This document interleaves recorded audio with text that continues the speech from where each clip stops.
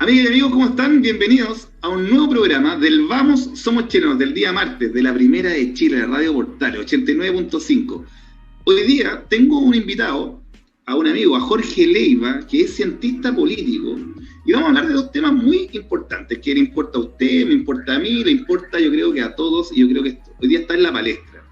El primer tema, vamos a conversar sobre el electorado que hemos visto, porque, oye, Chile se ha pasado para tener elecciones hoy día. Yo creo que hemos votado más que nunca en nuestra historia, han sido súper simultáneas y hemos estado en el clima político. Yo creo que la gran mayoría de los chilenos, por lo menos, hemos ya estado todos al tanto de lo que está pasando a nivel país. Así que le quiero dar la bienvenida a Jorge. Jorge, bienvenido al Vamos Somos Chilenos, ¿cómo estás? Bien, muchas gracias y muy agradecido por tu invitación. Saludar a toda la gente de la costa, ¿ah? Yo estoy aquí en la cordillera y a pesar de la distancia somos una sola región, así que muy agradecido por darme también la oportunidad e invitarme a participar contigo en este programa. Oye, Jorge, eso es lo que dijiste es verdad, porque a veces la gente dice, oye, la quinta. La gente se imagina Valparaíso, San Antonio y Viña del Mar con suerte, pues, y nada Con más. suerte, Y claro. no, y tenemos los Andes, ahí, San Pedro, hay toda Sí, una vida que es muy importante para la región en sí, general y sí. que la verdad no lo cuantificamos así, no lo vemos así, y eso también puede haber sido también un problema en las políticas públicas, de que no vemos la región como un macro en Claro, general y lo vemos siempre digregadamente. claro. Son grandes, son territorios ¿Sí? muy grandes, son territorios muy Exacto. extensos y que en verdad, por ejemplo, la labor, por decírtelo de alguna forma, la labor de las autoridades políticas de todos los sectores, se les dificulta en alguna medida por estas distancias, porque los tiempos son acotados, de repente hacer equipos y levantar figuras que vengan desde las comunas o desde las provincias, por mencionarte algo, porque claro, si bien es cierto que tenemos muchos seremis, que tenemos delegados, todo lo que tú quieras, pero el tema territorial de abarcar y de comprender que la quinta región incluye realidades tan dispersas como la minería, por ejemplo, acá en Aconcagua, la agricultura acá en Aconcagua, Agricultura. la agricultura en Petorca, en La Ligua, el puerto de San Antonio, es el escenario es muy complejo porque además de dinámicos, de alguna u otra forma somos todos muy fuertes en nuestras áreas. Exacto, ¿no? Yo creo que es una región totalmente poderosa en ese sentido. Tú lo dijiste bien, minería, pesca, puerto, eh, turismo, creo que son industrias que son muy importantes y que tenemos que saber explotarlas. Y en ese sentido, yo creo que este tema del nuevo cargo de gobernador, que asumió hace muy poco tiempo, la semana pasada, Mondaca, es el nuevo gobernador, ha tenido algunos dime y direte. Yo veo, me parece que hay una desinformación también. Yo quiero decir a la gente que hay, ¿sabes? Te voy a decir algo porque yo tenía una mala impresión de Mondaca. Yo dije, oh, aquí nos vamos como a radicalizar y me parece que ha llamado más a, cuando se ha podido tener más polémica, como por ejemplo ha tenido diretes con el ex intendente, que hoy día es el delegado presidencial, le ha bajado un poco, le ha puesto paños fríos a la situación y no ha sido tan confrontacional como yo pensaba que iban a ser. La puesta en marcha de este nuevo cargo de gobernación. Vamos a ver qué pasa más adelante, lo estoy diciendo hasta el día de hoy. No sé, ¿qué opinión tienes tú de todo este proceso? Nos vamos a salir un poquito del tema, discúlpense, pero Sí, esto es muy porque importante dan lo que ganas estamos de hablando hablar de aquí. todo, ¿no? Claro. Sí, no, es que Dan esto es muy ganas de hablar de importante a todos nivel los temas. regional. Esto es muy importante a nivel regional. Claro. Me parece que llegue el nuevo gobernador va a cambiar, yo creo, la forma de cómo hemos visto lo que estamos hablando antes, la región, quizás de forma más macro, de forma más auténtica de cada una de las comunas, de cada una de las provincias, de cómo vamos a derivar los presupuestos, que para eso viene directamente el nuevo gobernador. Y creo que en ese sentido es muy importante ver la opinión de un cientista político de qué cree él que puede pasar con este nuevo cargo, que viene a cambiar el paradigma de lo que hemos visto siempre, de siempre la verticalidad de las órdenes desde la presidencia y hoy día una situación más democrática. Yo creo que pasan dos cosas. La primera es que las expectativas hacia el nuevo gobernador regional tenían mucho que ver con la campaña que él hizo y por eso se presenta quizás como un personaje disruptivo y que se hace cargo de temas muy frágiles y de mucha sensibilidad, como son principalmente el tema del agua y el tema en Petorca. ¿Ah? Ese es un poco el piso en donde su discurso toma fuerza, toma ánimo, y mucha gente a nivel de toda la región le valora este camino que él ha tenido y este discurso que él ha mantenido en el tiempo. Y por lo mismo, cuando ya llega a un cargo y a un sitio de poder, se esperan que sucedan muchas cosas. Dentro de ellas es que ese discurso que se notaba o se sentía un poco firme, fuerte, casi hasta radical respecto a cómo iba a ser el uso del agua en el futuro, hoy día, al parecer, como tú bien dices, tiene tintes más políticos, y dentro de esos tintes significa claramente que tiene que conversar y dialogar con los respectivos delegados presidenciales, que no hay que olvidar que estos delegados presidenciales tampoco son figuras nombradas por voz popular, son figuras que puso el presidente, que pone en su gente más cercana, que vienen un poco a contraponer y hacer de contrapeso a esta figura del gobernador regional. Desde el punto de vista de lo que fue el suceso, hubo mucha confusión. No sé si tú te recuerdas que no se tenía... Primero hubo una primaria sumamente... por decirlo de alguna forma, desconocida, y desde esa primaria surgieron estos nombres que después fueron a la papeleta final, que además, dado el resultado de la primaria, ya se sabía más o menos cómo iba a ser el resultado. El candidato Mundaca gana con un amplio margen, demuestra que hay un sentimiento de rechazo y de darle la oportunidad a gente nueva, gente con un discurso claro y firme, con las demandas sociales que venían acarreándose en el tiempo. Se cruzó ese discurso justo con el tema constitucional, porque me parece que el agua debe haber sido uno de los máximos banderas de lucha de la nueva constitución, y creo que Mundaca, como venía con su movimiento Modatina, que había impulsado esto a nivel nacional e internacional incluso, claro, me parece que se cruzó justo con la elección de gobernador y le cayó eleccionalmente como anillo al dedo. Le cayó perfecto, porque además, te insisto, son temas que mucha gente está reclamando a partir del mismo estallido social. El agua como un bien de uso público, como un derecho humano, y además toma la figura que es una persona que tiene una organización y que viene aparte de una de las comunas que se han visto más golpeadas por cómo se usa el agua hoy día, que tiene que ver mucho con la legislación vigente, con la normativa vigente. Y él, claro, hoy día, te insisto, en esta pasada tiene que aprender a buscar los acuerdos políticos que, si bien le van a permitir de alguna u otra forma sentar una base de cómo van a ser las futuras conversaciones, bajo qué términos, dialogante, en paz, por llamarlo de alguna forma, también le va a permitir ir a avanzar. Yo, la verdad es que es súper interesante, y yo lo valoro porque finalmente estos delegados presidenciales tienen muy poquito tiempo. No es que vayan a ser figuras con un gran peso y una gran relevancia dentro de las políticas públicas o de los sucesos que vayan a ocurrir los próximos meses, todo lo contrario.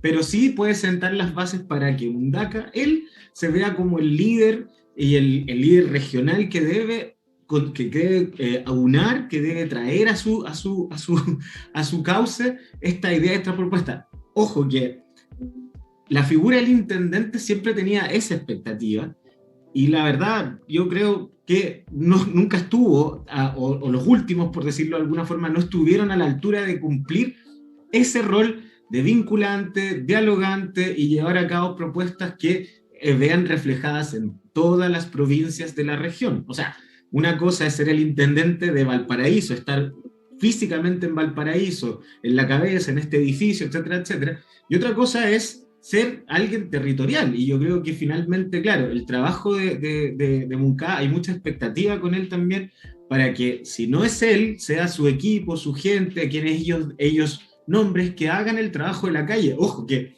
las expectativas hacia estas nuevas figuras políticas son muy terrenales y son muy altas, son muy de queremos que hagas el trabajo para lo cual dijiste que querías participar. Queremos que te preocupes del agua, queremos que te preocupes del territorio, queremos que te preocupes de las provincias y las comunas que están alejadas. Entonces, en ese escenario, un poco es de hagamos este primer paso, que es dialogar con las cabezas, pero luego, bueno, vámonos al trabajo en concreto, que es para lo cual la gente me eligió. Sí, yo creo que ahí se va a encontrar con muchos problemas, y me salta al tiro. Tuvimos en un programa hace como 4 programas atrás a Pedro Sariego, que trabajó en una seremía. Él intentó, porque yo cuando le contaba justamente esto, de que las políticas públicas, la seremía, la intendencia, no estuvieron a la altura del trabajo en conjunto, y él me decía, Jaime, ¿sabes qué? No es así, porque yo mismo, y te lo puedo demostrar claro, está hecho, yo hice, por ejemplo, una policía del agua, ¿ya? En su, digamos, en su gestión. Yo hice una policía del agua, y esta policía se iba a dedicar a multar a quienes se apropiaran de quien no le correspondía. Por ejemplo, que tuvieran el agua secuestrada aquí en Petorca o en otro lugar, ¿ya? Eso, lamentablemente, como no hay una buena regulación a nivel de códigos de agua, perdón, no se puede llevar a efecto como a multas como corresponde, hacerla efectiva, y más encima había una mano negra por detrás, después de los gobiernos de la concertación, que dejaron eso sin efecto, ¿ya? Todos sabemos que hay intereses creados en la centroizquierda también, y en la centroderecha también, de políticos antiguos que tienen este dominio de las aguas que no dejan que cualquier fiscalización se haga efecto. Si la nueva gobernación,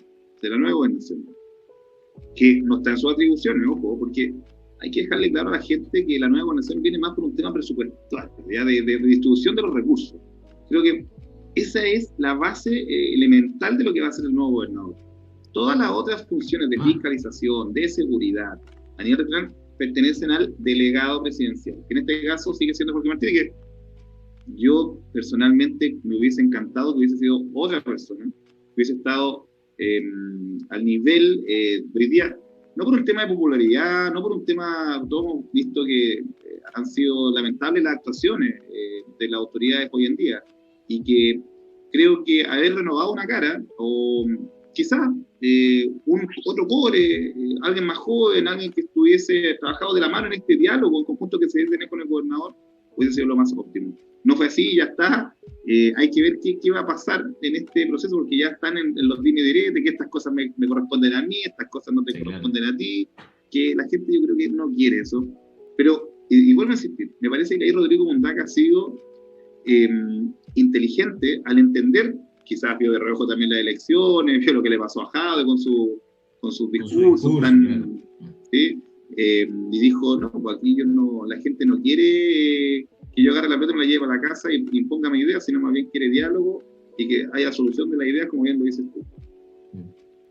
No sé qué te parece a ti. Sí, o sea, estoy completamente de acuerdo. Y creo además que respecto a lo que tú mencionas de estas temáticas más puntuales, respecto, por ejemplo, a la policía de las aguas y todo el asunto, todas estas iniciativas son sumamente valorables y además deben tener los apoyos políticos necesarios, porque si no pasa lo que tú dices, si no se logran mancomunar y si no se logran tener el respaldo político de quien debe tenerlo, que en este caso son los intendentes, son los gobernadores, es súper importante que hasta los alcaldes y los concejales se vinculen en este tipo de realidad o de propuestas, porque si no, además, pasa esto. Sabemos que existe el lobby, sabemos que existen los conflictos de intereses, y es muy duro para algunas autoridades, sean seremi, sean gobernadores, enfrentarse a este tipo de situaciones y mantenerse firme con estas propuestas. Entonces, los respaldos políticos tienen que ser transversales, no puede haber una cosa como de ya, o la iniciativa de tal o la iniciativa de cual. Con todo el respeto que me merecen las iniciativas de los seremi, ¿no? O sea, que es súper válido, sí. Estamos con Jorge Leiva, cientista político, analizando la situación actual en esta transición. Nos tomamos un poquito una introducción para hablar de este tema, este proceso de la elección de gobernador y cómo ha sido la puesta en marcha, hoy día por sobre todo de la quinta región, que tanto nos interesa a Jorge en el interior, a mí en el lado Puerto, yo desde Valparaíso, Jorge de los Andes, la verdad que nos interesa de sobremanera. Oye Jorge, pero vámonos a materia política, porque trajimos cientista político acá para conversar un poco de qué es lo que está pasando en Chile, porque en Chile, y más bien en la región, cómo se ha movido el electorado, qué ha pasado en estas primarias, lo conversamos un poquito en el entretanto, mientras empezaba el programa, de que primero viene una voz de alerta, de que un sector ideológico, en contra de la clase política en general, había ganado todo. Ganó primero el apruebo. Quizás eso no es tan así, porque, por ejemplo, yo voté apruebo de convención constituyente. Yo voté, yo soy parte del 80%, ya, porque quiero cambios y me parecía que no estaba dando la nota al Congreso, el Poder Legislativo no estaba accionando como corresponde. No creía, por ejemplo, en algunos candidatos que decían el rechazar para reformar. ¿Y por qué no lo hicieron antes? ¿Y por qué no lo hacen en este intertanto? Es decir, no lo creí y me di por la otra opción. Ahora, lo que pasó después en la constituyente es otra cosa, que pasó lo que siempre pasó, porque elegimos los candidatos a dedo, quizás no fueron los candidatos más óptimos, no desde los territorios, sino más bien los mismos que querían pasar de puesto en puesto, incluso algunos quedaron en la constituyente, otros quedaron en el camino, y vemos una cierta tensión, hoy día la vemos en la constituyente, y vemos después lo que pasó en las elecciones, pero en la elección pasada, Jorge, mira lo que pasó, no fue tan avasallador, podríamos decir. Ahí quedó claro que esta cuestión no es de un sector de izquierda contra derecha. Yo me parece que ese es mi análisis. Ahí no quedó claro, hoy día no está claro que la derecha tiene que morir, ideológica me refiero, no los partidos políticos. La derecha tiene que morir, o la izquierda, centro izquierda radical, pasa por arriba. Me parece que en la elección presidencial hoy día no fue, en la primaria presidencial no pasó eso. Cuento aparte lo que pasó el día con la constituyente, pero me parece que se esperaban mayores números, creo yo, en la prueba de dignidad, creo yo, y se esperaban muchos menos números de la primaria de Chile Vamos. ¿Qué te parece a ti, Jorge? Mira, sinceramente, a mí me gusta cuando se trata este tema, me gusta ir un poquito más atrás desde la crisis, no hablo de la crisis social que vivimos en 2018, 2019. 19, ya. Me gusta más hablar de la crisis de representatividad que viene trayendo el país desde hace muchos años atrás. Hay una crisis de representatividad tremenda que se ha visto reflejada primero con una serie de sucesos. El más evidente es que muy poca gente participa en los procesos electorales, muy poca gente es parte de la votación.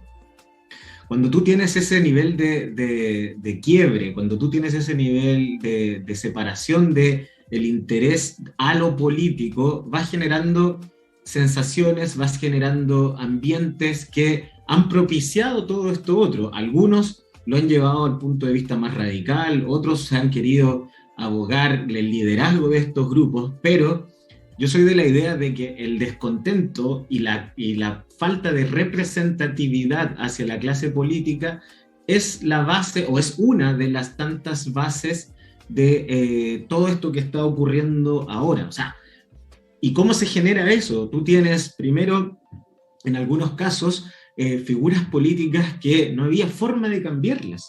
O sea, teníamos hasta hace unos años atrás diputados y senadores que llevaban 30, 20 años en el mismo cargo, 40 años en política, si lo puedes considerar que en algún minuto pasaron, no sé, de alguna gobernación, pasaron a alguna alcaldía y luego a alguna diputación, y cuando perdieron los mandaron para otro lado, pero siempre han estado ahí. Y lamentablemente son nombres que después se fueron vinculando a otros nombres con otros cargos dentro de la élite política. En Chile se formaron muchas élites políticas. Existen élites políticas de la derecha, existen élites políticas de la izquierda. La mayoría estudiaron en los mismos colegios, la mayoría estudiaron en las mismas universidades, y se fue generando esta sensación en donde el electorado, en su gran mayoría, estaba completamente desintonizado, fuera, alejado de lo que era la élite política y la toma de decisiones políticas, un exceso de poca participación impresionante. Vino el voto, la inscripción automática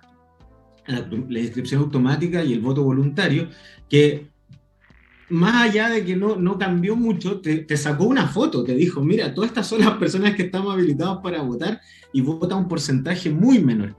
Fue un balde, es un balde, yo siento que es un balde de agua fría para la clase política, pero recién ahora, todos estos años prefirieron desentenderse de esa situación, prefirieron seguir como estaban, manteniendo políticas de toma de decisiones un poco al día a día, y con cosas que podían perfectamente haberse resuelto que no se resolvieron. Te recuerdo, por ejemplo, que el gobierno de Bachelet 1, si no me equivoco, se intentaron hacer estos cabildos, se intentó hacer un poco de diálogo ciudadano para que las propuestas vinieran desde la ciudadanía, que la verdad yo no sé dónde quedó, ni si es que eso eventualmente dio las bases para lo que vino más adelante. Yo creo que sí, incluso, mira, 2 programas más atrás, con mi invitado, yo me saco el sombrero con los invitados, les quiero agradecer a todos. Tuvimos a Javiera Pará también, que nos explicó un poco ese proceso, que ella fue parte del proceso de la primera, del primer cambio de constitución, cuando Michelle Bachelet llama a estos cabildos para generar una nueva constitución, ¿ya? Y ella fue una de las impulsoras también, ¿ya?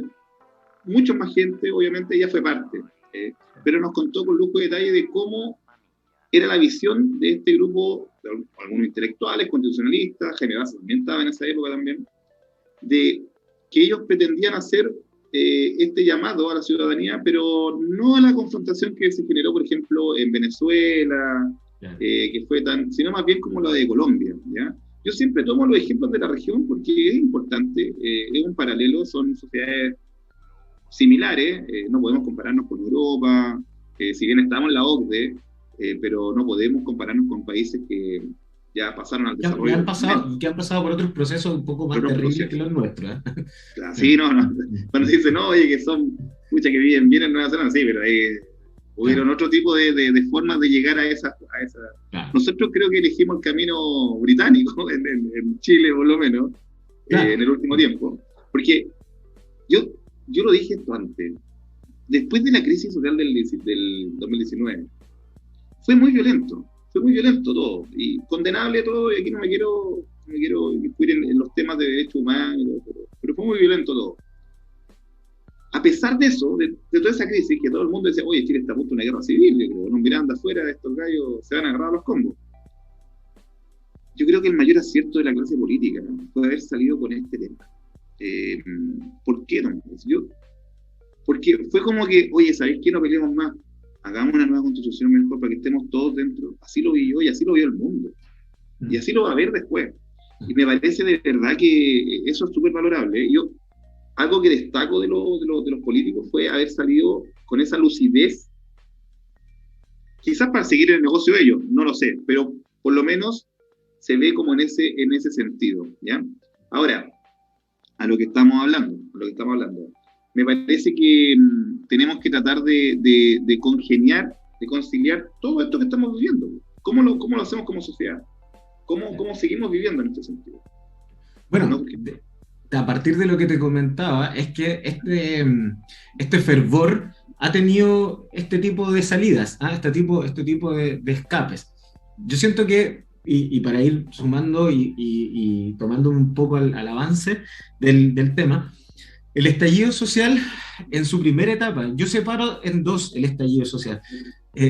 Me parece un poco extraño la situación que pasa, porque en pleno estallido social yo no estaba en Chile.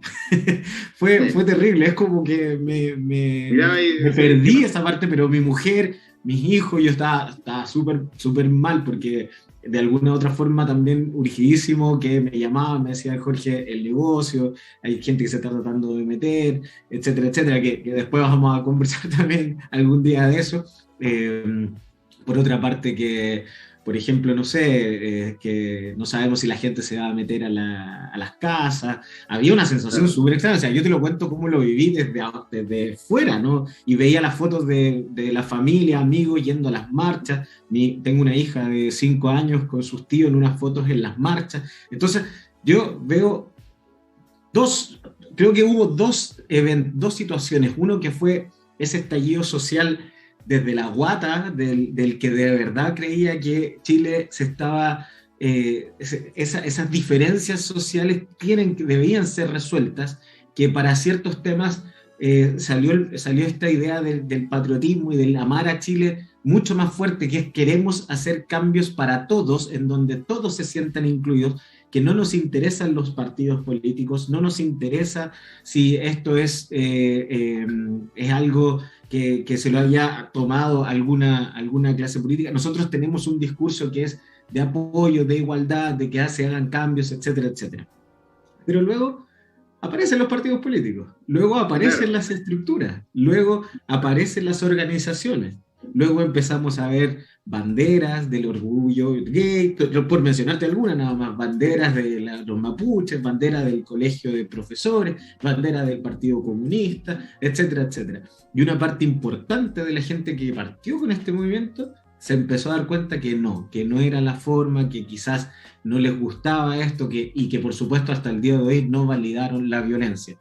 Se generó además, lo que te estoy diciendo, un abuso de la violencia impresionante. O sea, no hay que desconocer que mucha gente salió a las calles a protestar porque sabía y estaba muy de acuerdo con que Chile era necesario hacer estos cambios, pero hubo otra que abusó de la violencia, abusó del estallido social, robó, atacó, y esa gente hoy día tiene que hacerse cargo también de sus propias responsabilidades. Finalmente... Oye, pero Jorge, vamos a ir a una pausa musical y comercial y vamos a seguir hablando de este mismo tema, ¿ya? Y de ahí vamos a pasar al otro tema, que sigamos más hablando con Jorge Leiva, cientista político en el Vamos, Somos Chilenos.